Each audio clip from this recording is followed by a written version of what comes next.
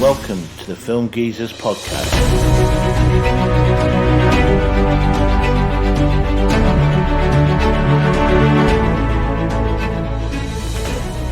Hello and welcome to the Film Geezers podcast. I'm Robbo. I'm here as always with Cheeto. Hello. And today on this podcast, we're going to cover a film director, and that film director today is Ridley Scott. So I'm going to give a little bit of background to his life, and then we'll start to discuss some of his work. Scott was born 30th of November 1937 in South Shields, County Durham. That's in the northeast of England. His father was in the Royal Engineers, so they actually moved around a lot during his childhood. After World War II, they finally moved back to County Durham and settled in Greensbeck Road in Hartburn. As a child, he was always interested in science fiction, reading H.G. Wells novels. He went to the Royal College of Art in London, where he made a lot of short films and helped to actually establish the film department there. After graduation, he went to work for the BBC as a trainee set designer, and he worked on popular television series such as Police Cars. And he was actually originally assigned to design the Daleks from the Doctor Who, but because of a scheduling conflict, he couldn't do that. In 1965, he began directing episodes of television series for the BBC. And then in 1968, Ridley and his brother Tony founded Ridley Scott Associates, and they were a film and commercial production company. And they actually worked alongside Alan Parker. They made many commercials during the 70s, including probably famously the 1973 Hovis bread adverts, and also adverts for Chanel No. 5. But his intention was always to get into film directing, and that's where his first film comes in, the 1977 film The Duelists. Now, after making over 100 adverts, he felt that no one was really approaching him to make a feature film, so he would go out and do it himself. So it was made on a very, very low budget, I think less than $1 million. And it's kind of almost like a historical drama. It's based on the 1907 Joseph Conrad novella called The Duel. And it's shot in France and England. It was nominated for the main prize of the Cannes Film Festival, and it actually won an award for the best debut film. It's set during the Napoleonic Wars. It follows two French cavalry officers, Dubert and Ferrot, played by Keith Carradine and Harvey Keitel. They quarrel over an initially minor incident, and then that turns into a bitter feud spanning 15 years, over which point they actually fight, I think it's 5 duels. The film's been acclaimed for providing historical, authentic portrayal of Napoleonic uniforms and military conduct. Didn't really do that well at the box office, but it was a critical success. And it's one of those films that I only watched it the other day because I was researching for this podcast. I'd seen it sort of advertised before and never really thought to give it a go, just because the content, it just seemed a bit not really my film. But then actually when I sat and watched it, I thought it was really, really good. It's got the usual Ridley Scott, style. It is visually stunning. You know, that's what you can say about all these films, really. The fact it came from a TV advertising background. You can see that in his films. Yeah. They are, cinematography on his films is amazing. The style of the film is actually based on the 1975 film, Barry Lyndon, which was directed by Stanley Kubrick, another historical drama. And I believe that the actual film is, throughout the whole film, it only uses natural light. There's no artificial light in the film, which makes it a little bit dark, but it does add to its authenticity, I believe. So yeah, I did really enjoy it. It's one that I would recommend to anybody. And then sort of moving on, then we've got obviously probably the film that he's most famous for, He'd originally planned next to adopt a version of Tristan and Isolde, which is a kind of 12th century romantic story. But after seeing Star Wars, he became convinced of the potential of a large-scale effects-driven film. So then he accepted the job of directing Alien, the 1979 horror/science fiction film that would win him international success. And that's the film that he's probably most well known for now. And for a second film, I mean, it is pretty amazing, isn't it, really? He also made the decision to switch the standard action hero to a heroine in Ellen Ripley, played by Sigourney Weaver, which again at the time, back in sort of the late 70s, this was sort of unheard of, really.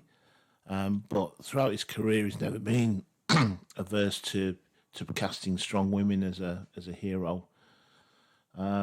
Alien has spawned 4 sequels. I think only one of them he hasn't been involved in. That's the James Cameron Aliens. Yeah, no matter how many times I watch this film, because it's been quite a few, it still feels fresh every time I put it on. I love the whole set design, because you can tell that he did get inspiration from Star Wars, because he also uses models for his spacecraft, like the Nostromo. So you can see he took aspects certainly from Star Wars. And I think that for a film that's more than 40 years old, it feels less outdated than some science action films that have come out after it, which is so odd, because it's like you can see, like, even like the computers or the keyboard they use, you can tell it's from a different era. But like I said, there could be so many films that have come after it, say like in the 90s, where they've tried to use like trash CGI. It just doesn't age well at all. And this film, nothing in this film really dates it to when it came out. Like it's always going to be a timeless film.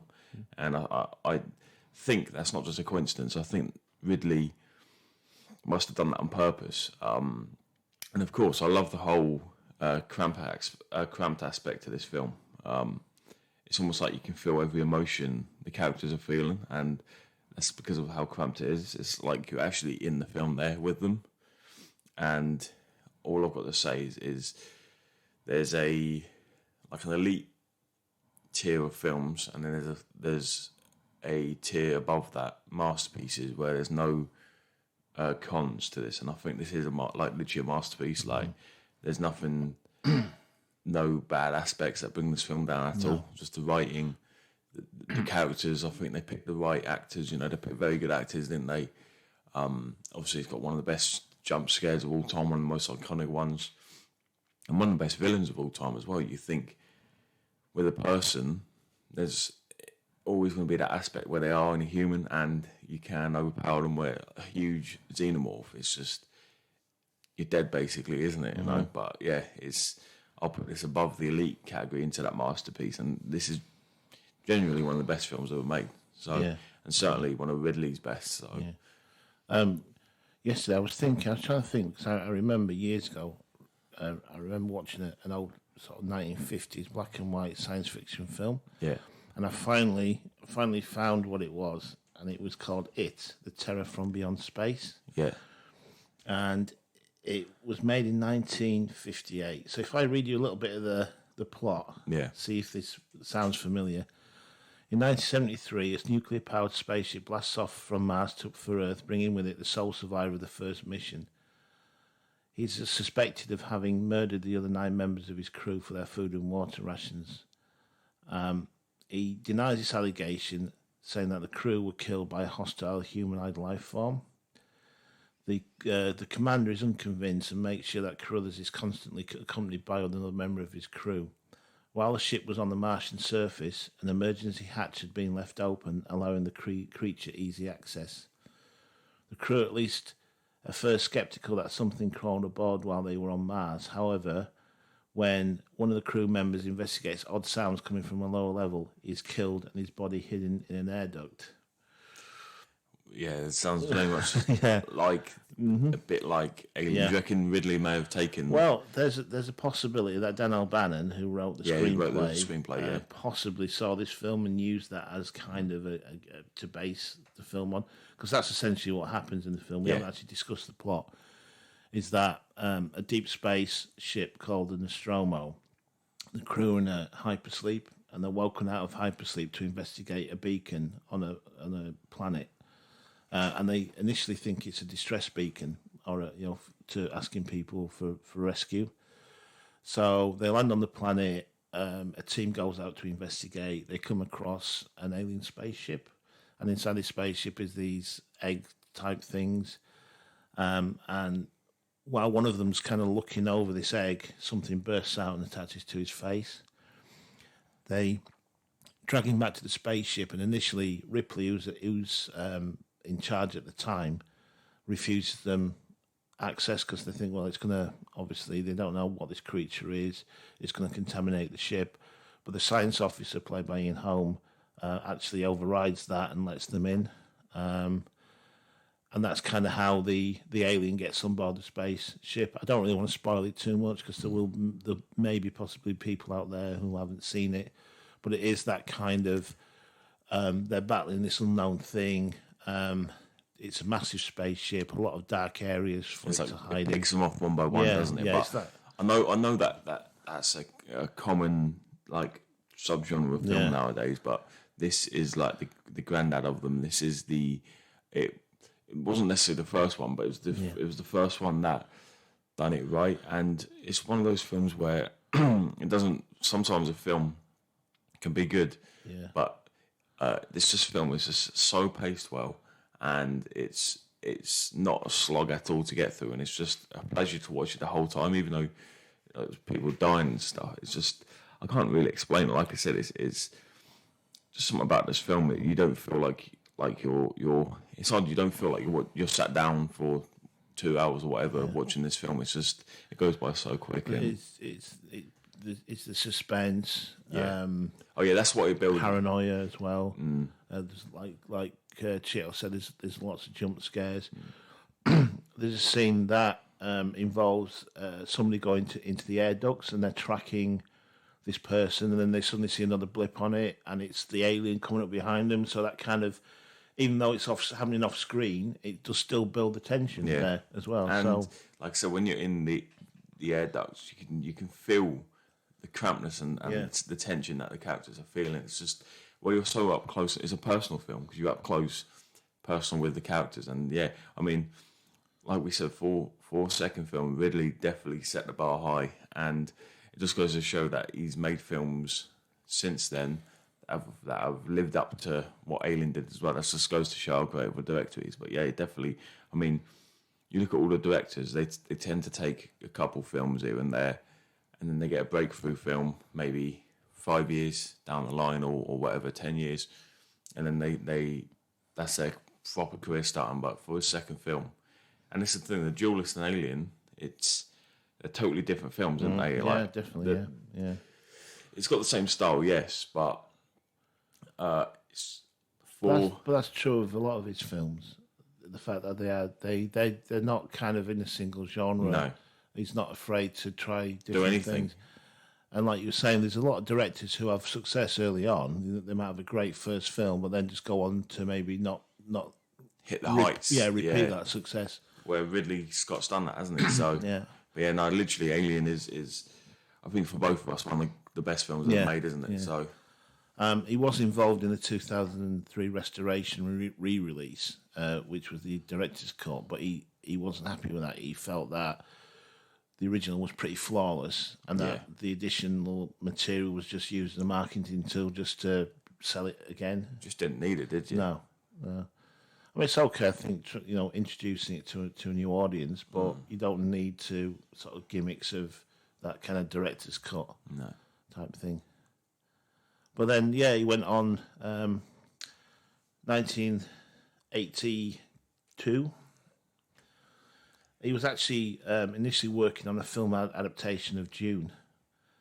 And then he signed on to direct a version of Philip K. Dick's novel, Do Androids Dream of Electric Sheep, which was retitled obviously we all know Blade Runner, starring Harrison Ford. And although it was a commercial disappointment, it's now regarded as a cult classic. And a lot of that is down, I think, he blames the fact that the studio interfered as they had Final Cut, and they included things like the happy ending, which he wasn't happy with, the voiceover, which he wasn't happy with. In 1991, his original notes were used by Warner Brothers to create a rushed director's cut, which removed the main character's voiceover and made a number of small changes, including the ending. And then later, Scott personally supervised the digital restoration of Blade Runner and improved what was called the Final Cut, which was released in 2007. So if you're going to watch it, watch the Final Cut, because that is what he said is the definitive cut, and he's described it as his most complete and personal film ever. I mean, it's odd.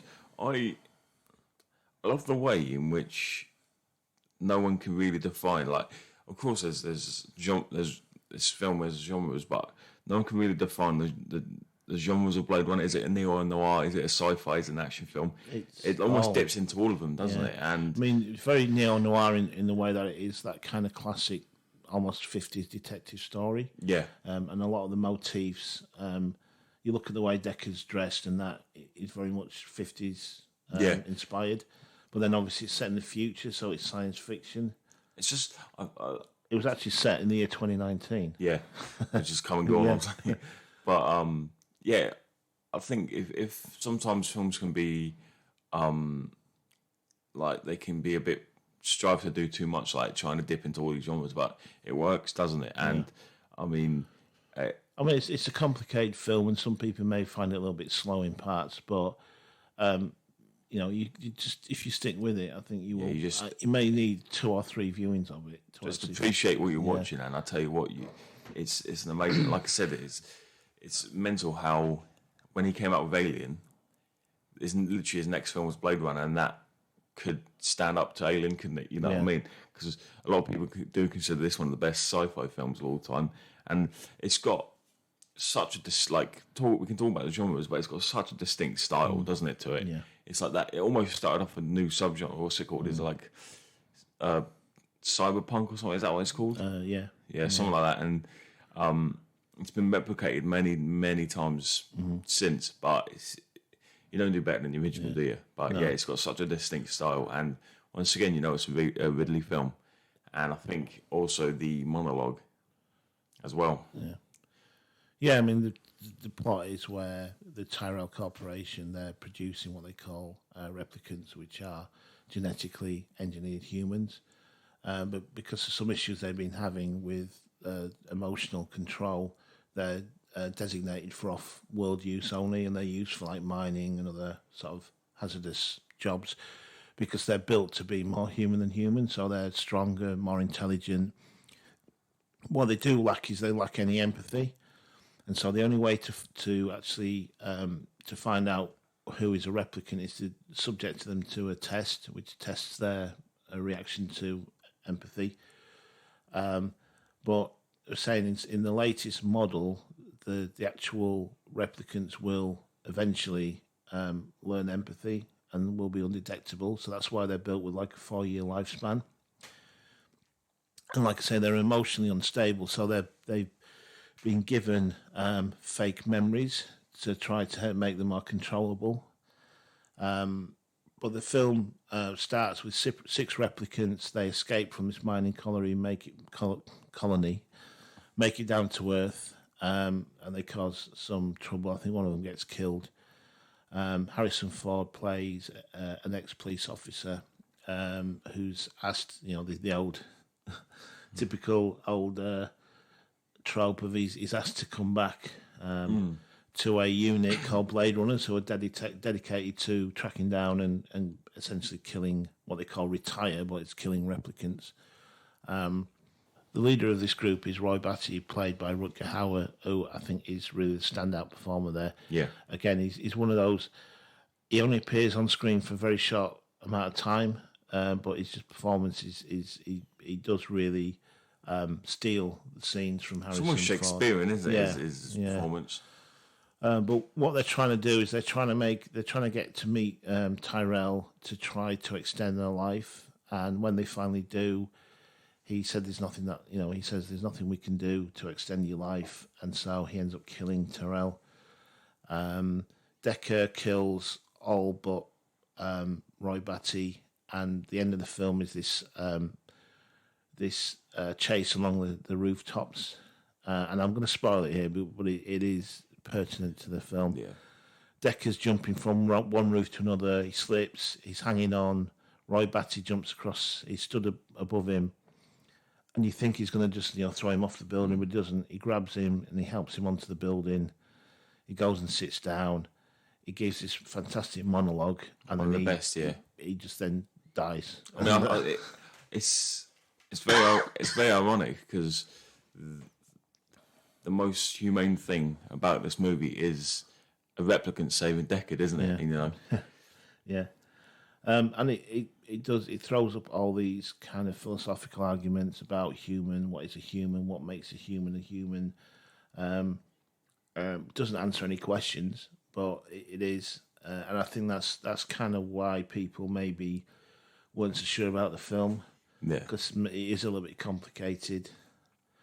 But like I say, I watched it again the other day, and I forgotten how absolutely brilliant it is. Oh yeah. Once again, it's another masterpiece, isn't it? That's 2 in a row for Scott. It's just, like I said, he has such a distinct style, and the way he actually tells a story is like, if you think about TV advertisement, you got to get straight to the point, and the way he just tells his stories is just amazing, and it's a way only Ridley Scott can do. Yeah. So moving on is. This isn't technically a film, but in 1984 he directed a big budget television commercial that was shown during Super Bowl 18 called 1984, and that was to launch the Apple Macintosh computer, and it cost $370,000, which is mental for like a minute of a And some people consider this advertisement a watershed event in advertising, which kind of defined a lot of advertising beyond that. So, like I say, it's not a film. It's worth noting. It's just even 1984 is such like Ridley Scott stylized, isn't it? And like I said, even though it may be only a minute, it's you could just tell it's Ridley Scott, can't you? Yeah. It just is, and you can obviously see his prowess in TV advertisement, Because even going back to some of his early advertising, like Chanel, they were almost self-contained mini-films, big budget as well. So, yeah, it definitely... I mean, you can tell like a bit of story writing went into this, and it, I believe it's about... well, it's a dystopian future modelled on George Orwell's 1984. And it's about IBM, isn't it? Yeah, it's the big brother is IBM, and the Macintosh is the new sort of kid who's going to save humanity from IBM. So yeah, it's clever. You should give it a watch because it's very stylized and it's almost Blade Runner-esque. I don't know why it is, isn't it? So yeah.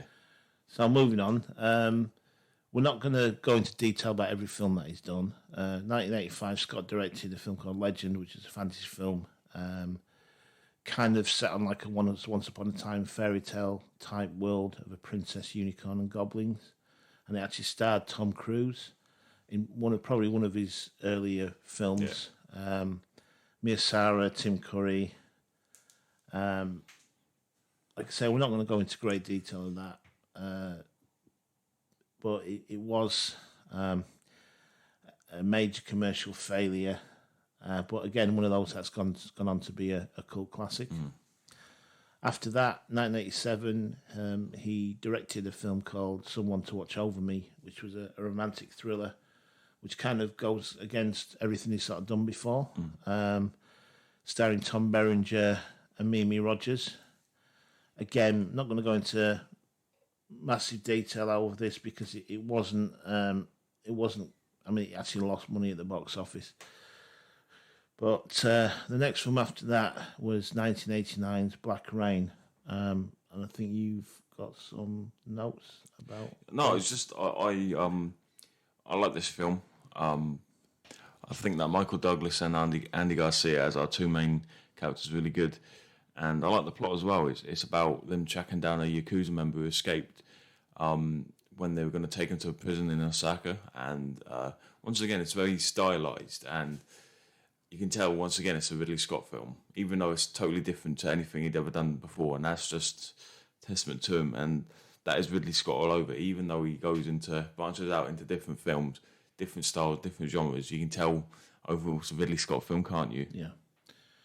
Yeah, and it's actually it was his first of 6 collaborations with Hans Zimmer, the composer as well. One of his early works. Yeah, I've not seen it. I remember seeing it at the cinema. I've not seen it recently, but I remember it was I wouldn't say the greatest film, but it's it was compared to Alien and Blade Runner, but it's a good film, and and like I said, it's a popcorn film. You can put it on, you can enjoy it. It's not bad, and it did have sort of mild commercial success as well, I think. Yeah, so it's a good film, and I think you should watch it, but don't expect it to be good as Alien, but it's a decent film, isn't it? Yeah, so yeah. Then we move on to sort of the 90s. Probably his biggest critical success was the 1991 film Thelma and Louise. This again is kind of a departure from what he's done before. It's a female sort of buddy road crime thriller. It stars Gina Davis as Thelma, Susan Sarandon as Louise, and it's the breakout role for Brad Pitt. And it's essentially 2 women go on a weekend vacation. They end up going for a drink at a bar. A confrontation happens, and they end up actually shooting and killing a guy. Yeah. And then they go on the run. And that's essentially the film. Spoiler alert, it doesn't have a very happy ending. But again, it's another film that he collaborated on with Hans Zimmer. Did have some commercial success as well. It does demonstrate that he is able to work across different genres, and that he is able to make a film that's driven by strong females again. Yeah. Moving on, his next project was 1492, The Conquest of Paradise, which really was a box office failure. It was the 500th anniversary of Columbus's journey to America, and it starred Gerard Depardieu, the French actor, as Columbus. Features Sigourney Weaver as well again, so it's the second time that he worked with Sigourney Weaver, and unfortunately, it was pretty much a box office failure. Budget of 47 million, he made 59 million. But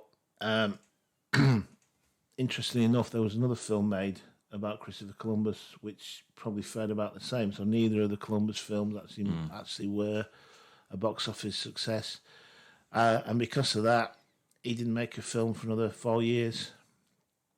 In 1995, Ridley Scott, his late brother Tony, who was another film director, formed a production company, Scott Free Productions. Tony Scott is probably most well known for high-octane action films like Top Gun.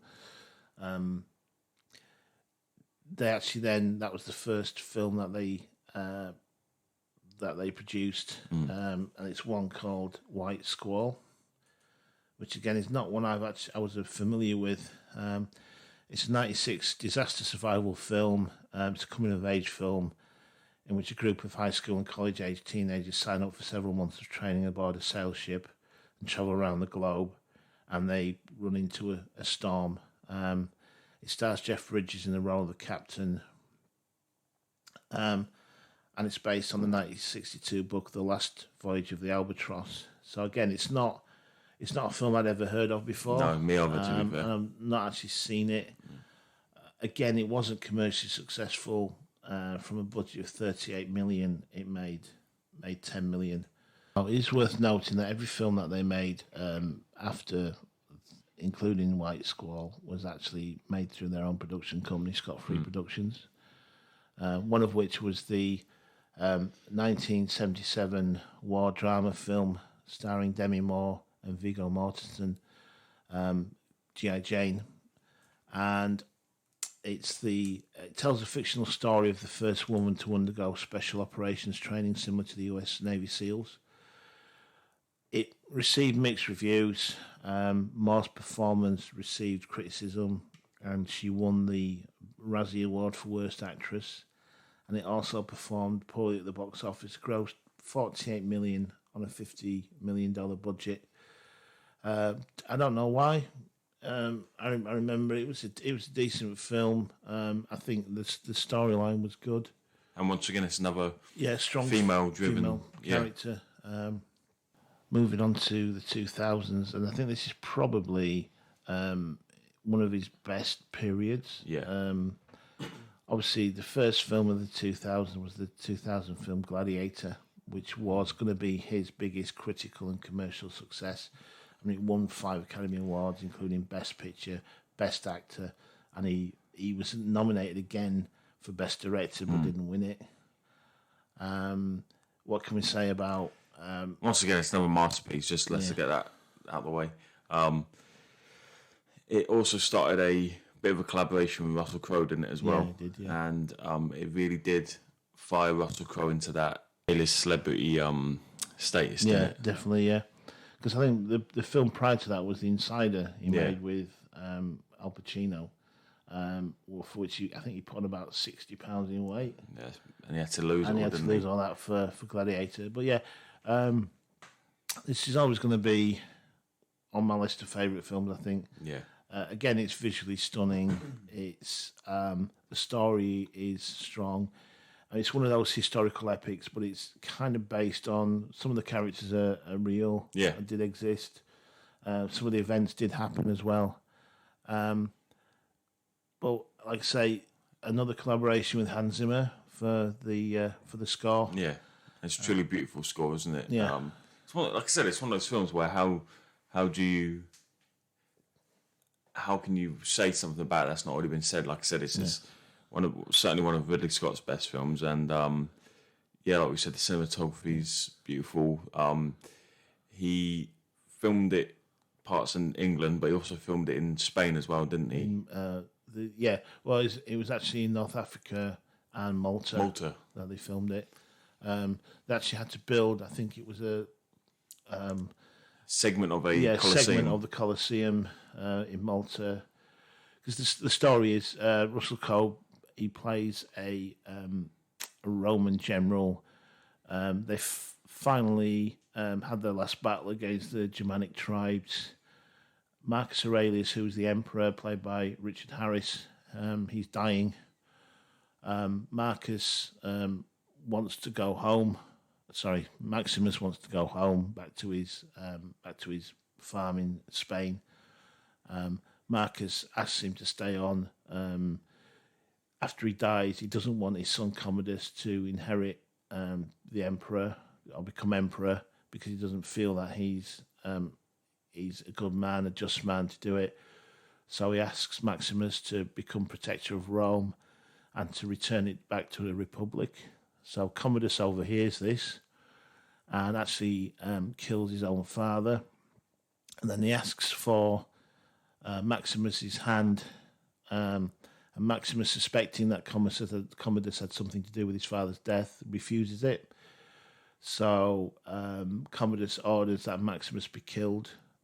He's taken out, and he actually manages to escape from there. Goes back to Spain, his farm, finds that his wife and child have been killed, and his farm's been burnt.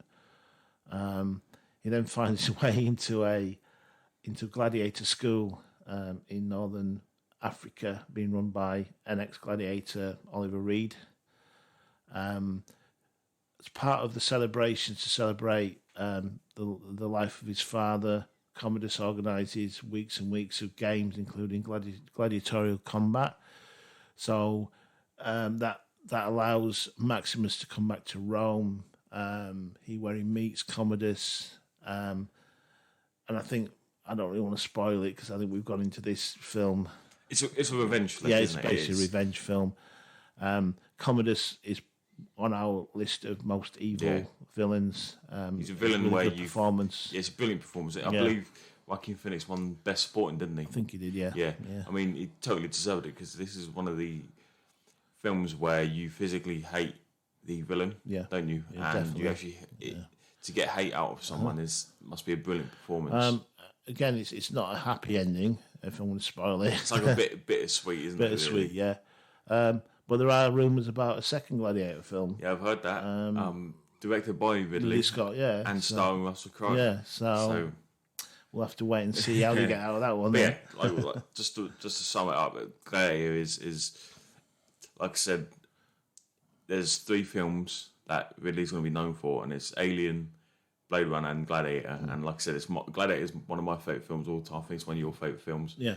And for me personally, I think this is the best film Ridley's done. And it's odd because he started out so strong, didn't he, with Alien and Blade Runner, and then he had a period where his films just were box office bombs, or they didn't get to the highs of Alien or Blade Runner, and then just Gladiator almost come out of nowhere, didn't it? Yeah.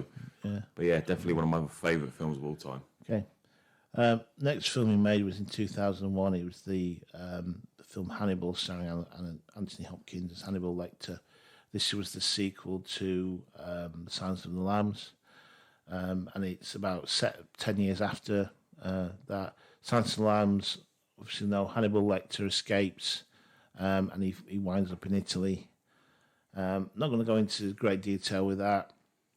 It was a commercial success despite being receiving mixed reviews. It did reintroduce the character of Clarice Starling, but that was actually played by Julianne Moore instead of Jodie Foster. Yeah.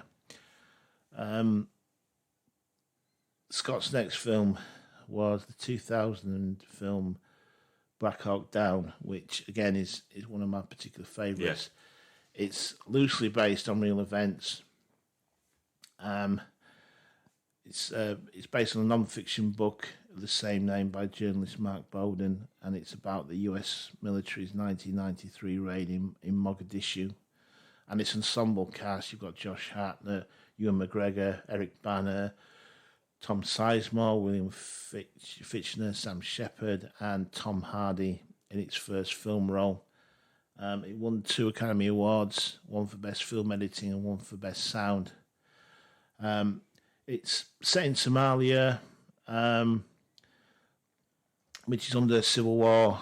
A group of US Army Rangers are sent in to actually capture some of the high-ranking members of the rebel government, and they end up getting pinned down, and so then a rescue mission is sent in to obviously rescue them, and in all the fighting, 2 Black Hawk helicopters are shot down, which I think was unprecedented at that time, and it just details the fighting. And the rescue mission.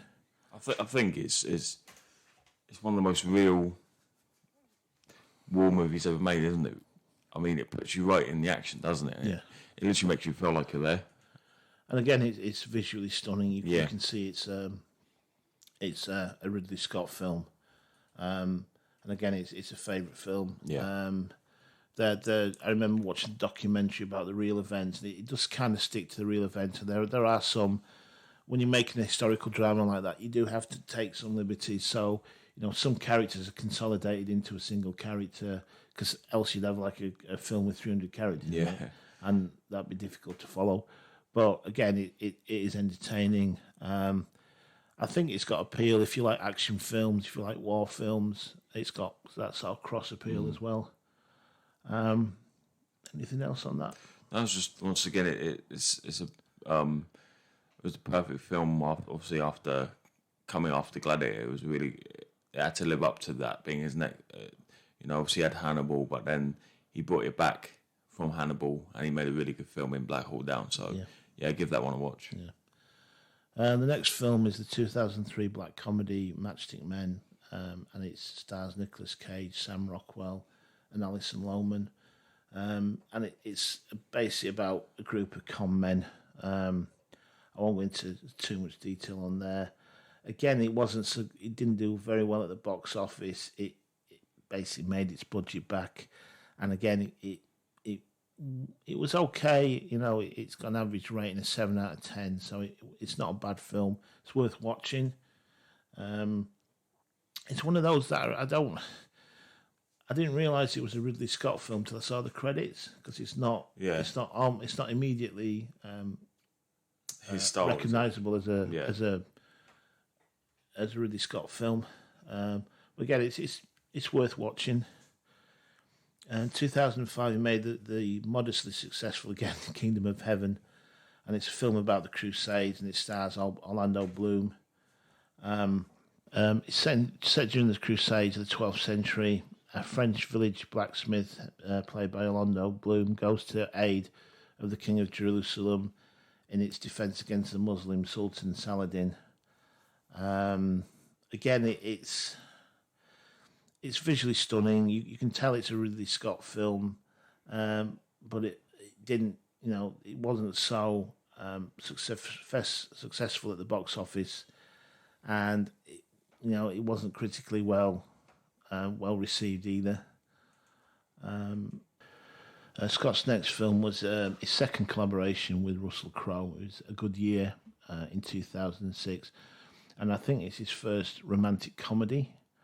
And it's essentially Russell Crowe inherits a property in France from his parents. He travels to Provence to prepare a quick sale, and then he sort of falls in love and decides to stay there. So yeah, it is. Again, it wasn't critically or commercially successful, and it seems odd that it seems to be a theme throughout his career. Yeah, he'll have like a massive box office success, and then he'll have a few films that maybe they're passion projects. I don't know. It just don't seem to do as well. No, and then again he'll come back with a massive, a massive blockbuster again. So his next film was American Gangster, and it's based on a real life story of drug kingpin Frank Lucas, and this is another film from 2007, and I've got to admit, it's another collaboration with Russell Crowe, and it also stars Denzel Washington. And I must admit, I only watched this film the other day. I'd never seen it before. Like I said, I'd seen it, when you're scrolling through on Netflix or whatever, and I just never really watched it. And then I watched it the other day, and it is a really good film. Good film, yeah. It's described as a biographical crime film, but I wouldn't say it was an action film either. Bit of drama, yeah. I mean, Denzel Washington stars as Frank Lucas. He's kind of the right-hand man of the current mob boss. When he dies, he kind of takes over, and instead of sourcing his drugs from the actual, because what happens is there's corrupt police, and what they do is they arrest people, confiscate their drugs, and then sell it back to the dealers, and that's the way it's worked. And what Frank Lucas does is, instead of buying it from the police, he decides to source it himself from, because this is set in the 60s and 70s. He's got a contact out who's in the army out in Vietnam, so he actually travels to Vietnam to the source and buys it directly from there. Russell Crowe plays a police officer. Him and his partner come across a car filled with $1 million in obviously criminal money, and they have a choice whether to turn it in or not. And they decide to turn it in, and because they did, they're basically seen as pariahs from the rest of the police department because the rest of the police department is corrupt. Yeah. And so they see that as a sign that they can't trust them. So nobody wants to work with, when his partner dies of a drug overdose, nobody wants to work with him. So they offer him the opportunity to head up this anti-drug task force. And he's basically tasked with finding out where the drugs are coming from. When he finds out it's Frank Lucas, he's then tasked, obviously, with bringing him to justice. And it's a really good film. Once again, it's another Ridley Scott story-driven film, and like you, obviously, because we watched it together, didn't we? I've scrolled past it many times, and I knew it was Ridley Scott. I just didn't know if it was my type of film, but it's a really amazing film. I was really surprised. Yeah, definitely. Again, it's not really got a lot of action, but you come away from it and you are satisfied. I think. Yeah, I think where it's like, because like we said, it's. I think the main genre of this film is a drama, isn't it? You know, there's a lot of situation, like there's a lot of just sat and talking, with like Frank doing his deals and stuff. You know. Yeah. But the third act, I mean, it's really tense. Third act, you know, they storm this apartment block, don't they, where they're based? Yeah. And I think the reason why. Well, it's like that cat and mouse thing where, he's always a step ahead of the police. Yeah. But then eventually they catch up with him, and like you say, there's a scene at the end where they storm this this building that's being used for packaging the heroin, and it is quite brutal because obviously there's lots of guards there. It's a very violent film. They don't take away from the violence, but it's a very good film, and once again, it just shows that Ridley has a few box with bombs, and then again he has another brilliant film that he's going to be remembered for. So that's good. Yeah. Next film of this, Body of Lies, and it's a 2008 action thriller. I don't know if you've seen this. No. Again, it's another collaboration with Ridley Scott, but this time it stars Leonardo DiCaprio as well, and it's set in the Middle East. It's all around CIA, intelligence, and terrorism. And what they're trying to do is catch this terrorist leader. So in order to do that, they actually set up their own terrorist group. It's a good film. I enjoyed it. It didn't do so well. Again, it was one of those critically and just happens, doesn't it? Yeah. But I thought it was a really good film, and it is worth watching it.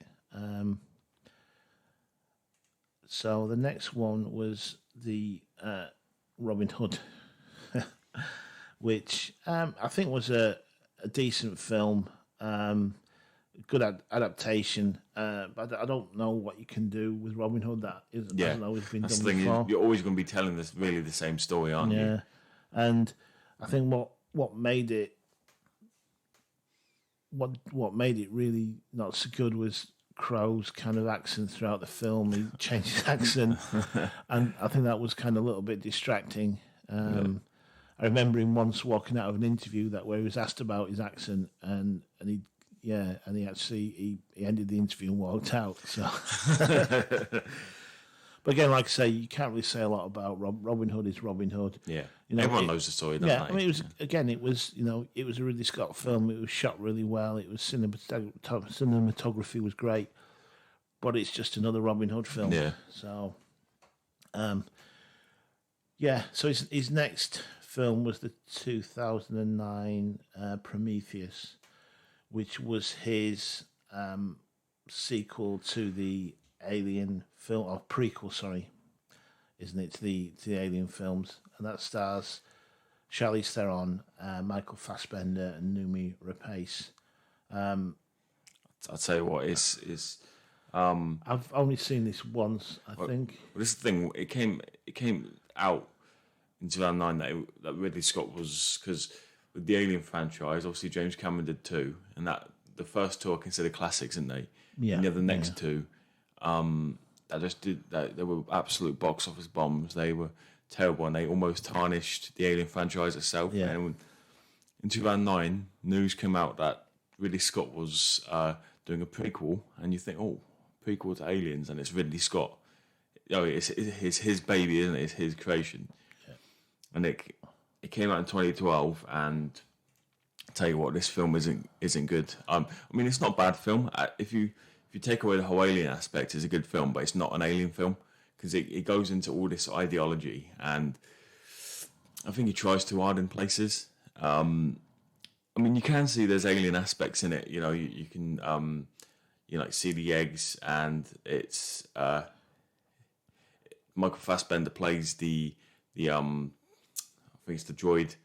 Is it the science officer? Yeah, but it's a really weird film. What I find about prequels is a lot of the time they try too hard to try and tie into the film.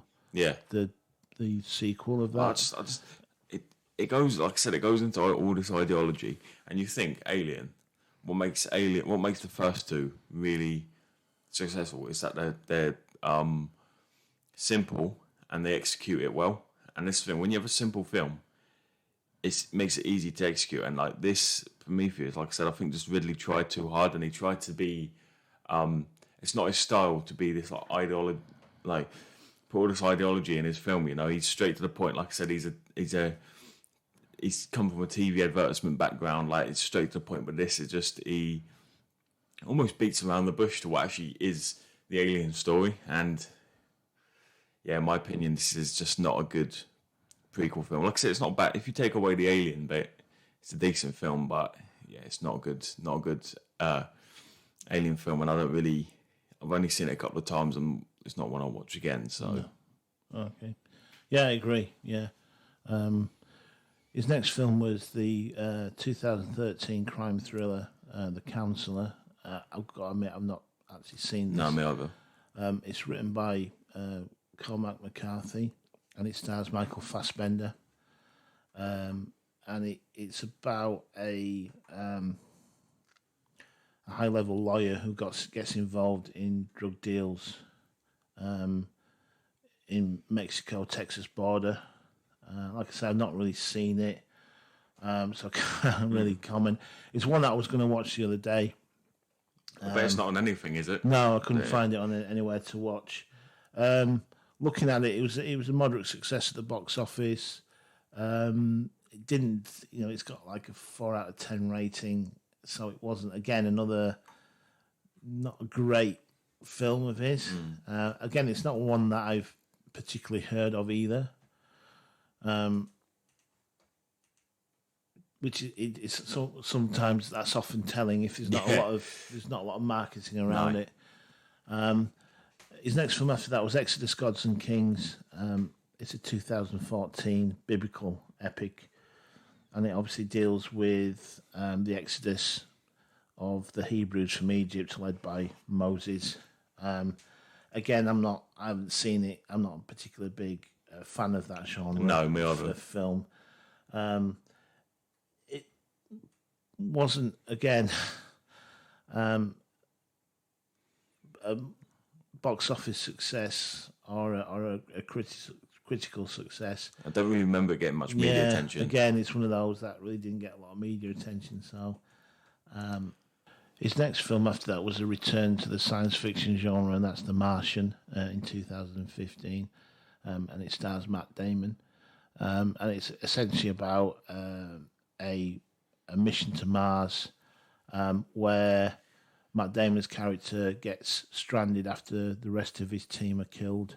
And it's about him trying to stay alive, essentially, and trying to communicate with Earth and them trying to help him get back home. Again, it's beautifully filmed. You can tell it's a Ridley Scott film. It's a lot of the time is spent obviously on Matt Damon on his own. And it's one of the hardest things is for your film to focus on one person and one person only. But it's just a testament to how great Ridley Scott is that he was able to focus on Matt Damon for large parts of the film and going about his day-to-day life. And what I love is it really shows mankind's strive to do when you put your mind to it, you do it. And it's got like really like themes of like hopefulness and like I said, trying to strive to get something done, and it's got those themes all over it, you know. But yeah, it follows that same trend of him having, you know, not very good films, and then another blockbuster does really well, and it's quite highly rated as well. It's 8.0 on IMDb, so it's once again it's another critically acclaimed film from Ridley Scott, and once again a film that he'll be remembered for. So, got to say, I'm not a big fan of Matt Damon, but I actually enjoyed this film. yeah, Good. because he's written in a way where you can see Mark Watney, not Matt Damon. Yeah, So. yeah, definitely. All right, so his next film was the 2017 science fiction horror film Alien Covenant. Now, this was a sequel to Prometheus, so it's a sequel to a prequel. And it again stars Michael Fassbender. So I've got to admit that I've not actually seen this film. Lucky man. So I'll leave it to you to describe. Well, this is the thing. It's better than Prometheus. I'll give it that, because it's much more streamlined in the fact that it doesn't have this theme of like ideology or whatever, and it's Alien again. Like it follows a crew and they get hunted down by the xenomorphs, but this time the xenomorphs are different to the original.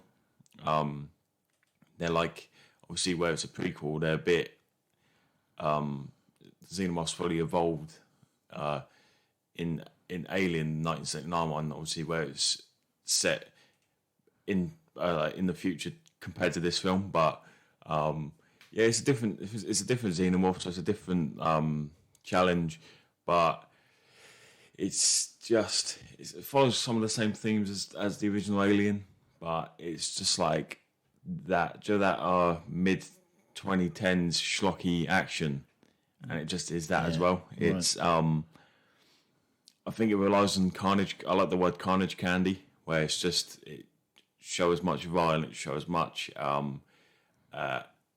like cheap action as possible, so you don't have to.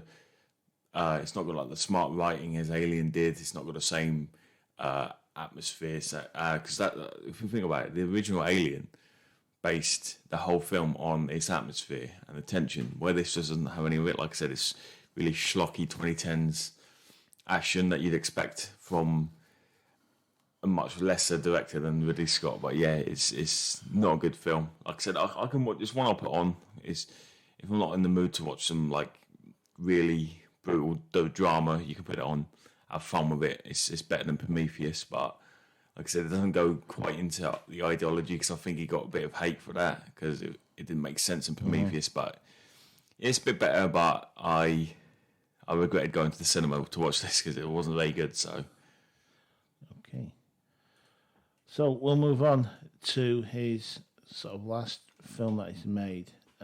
It's 2017 crime thriller, All Money in the World. Now, I watched this and I didn't realise when I watched it was actually a Ridley Scott film. And it's only when I watched it that I realised that, and I thought, yeah, it's a Ridley Scott film. It actually looks like a Ridley Scott film. It's all around John Paul Getty. He's the multi-billionaire oil tycoon played by Christopher Plummer, who actually replaced Kevin Spacey at the last minute. And in 1973, his grandson, John Paul Getty III, was kidnapped, and he essentially refused to pay the ransom. So the richest man in the world refuses to pay the ransom.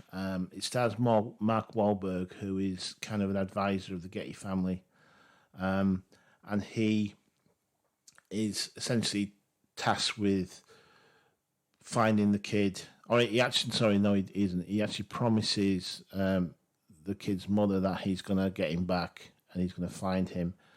The actual ransom is $17 million, which is easy for somebody of that money to get. But he's treating it like a business transaction. And so Mark Wahlberg's acting as like the go-between, and they're negotiating it like it's a business deal, where his grandson's life is actually in the balance. Yeah. And he wants it to be $1 million because that's the maximum amount that he can claim as tax deductible, which is like bizarre. This guy sounds like an arsehole. Yeah, he was pretty much, yeah. Because obviously, the way rich people stay rich is they don't give their money away. No. But you would think that, it's your own blood, you know. Yeah, exactly. But it does. It ends up with the kid actually being. I think he's not actually released. They actually go in and get him, I believe. And it's a good film. Yeah, it's kind of got action and it's that kind of suspense as well. But it just, I don't know if it's true, but it just shows, like you say, what an arsehole he is. That his grandson's being held ransom. I mean, it's based on true story. And he's treating it like it's a business deal. And he's always working out an angle. What's the minimum amount that I can give him? It's tax deductible, and then so it doesn't cost me anything. Like I said, it's what I like is that a lot of people don't know the story. This has actually happened, and this guy was that much of an arsehole, and he did treat his own grandson like it was a business deal. Yeah. So, I think it made 57 million from 50 million, so it wasn't a commercial success. But I think some of that was down to them having to recast. Yeah, obviously the Kevin Spacey situation. Definitely. And that was his last film that he made. He does have. Yeah, he's quite a few in the running, doesn't he? In production. Obviously, due to COVID, they have to be pushed back. Yeah. But like I say, there's a Gladiator 2 coming out, and unfortunately, there's another Alien prequel. So, yay. And amazingly, for a director of sort of his caliber, he has never won an Academy Award for Best Director. He's been nominated. That's mental, that is. He got nominated for Thelma and Louise, Gladiator, Black Hawk Down, and The Martian as Best Picture, but he's never won one. He's nearly 83 now, isn't he? Yeah. And I've got to say, right, I was looking, I was doing the cover for the podcast, and I could not find one picture of him where he's actually smiling. But I think all in all, you've got to say that he's probably, one of the best directors that England's produced. Oh yeah, and I think overall, top 5, maybe even top 3 of all time. So maybe. Definitely just the caliber of his films, how many films how long he's been going for, how old he is. You can take that all into account. But yeah, if you just look at those absolute classics like Alien, Blade Runner, Gladiator, maybe even American Gangster, just those caliber films, he's definitely one of the best of all time, isn't he? Yeah. I think although some of his films have been mixed, I think all in all, if you can say that you've made films that have defined a genre, and that have been copied by lots of other directors, then you can probably say, I'm a good director. Yeah, 100%. Yeah. So yeah. Okay, so that's run out of time now. So all that's left is for me to thank Cheeto. Thank you, and thank the audience for listening. We do have, the various social media channels: Instagram, TikTok, Facebook, Twitter, YouTube. So you can always catch out additional content there. We always try and do a podcast every week. And I think what we're doing next week is failed productions, aren't we? We're doing productions. Yeah, we're doing sort of productions that either films that have never been made, essentially, or films that took ages, were in development hell. So please join us for that. And all I've got to say is thank you for joining us. Thank you very much. Hopefully see you next week. Bye. Bye.